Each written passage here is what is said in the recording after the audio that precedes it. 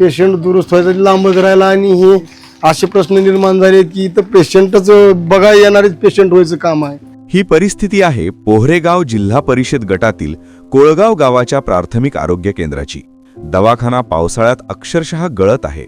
बरेचशा 2-3 rooms बांधलेले आहेत ते पण गळतात. म्हणजे ह्याची अवस्था अशी झाली आहे की आता ते सांगायचं काहीच कारणच नाही.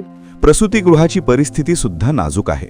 ही अवस्था आहे की डिलिव्हरी रूमची ही आपलं डिलिव्हरी रूम आहे तरी ती इथं गळतंय. पावसाळ्यामध्ये पूर्ण गळतंय. दवाखान्याचे बांधकाम जुने झाले आहे. डॉक्टरांना राहण्यासाठी सुद्धा सुरक्षित जागा नाही. दवाखान्याचे काम हे जिल्हा परिषदेच्या अंतर्गत येतं. पोहरेगाव जिल्हा परिषद गट निर्माण झाल्यापासून आजपर्यंत फक्त काँग्रेसचाच उमेदवार विजयी होत आहे. तरी सुद्धा कोळगावातून जाताना काँग्रेसच्या नेत्यांनी गाडीच्या काचा खाली करून सुद्धा दवाखान्याकडे बघितलं नाही.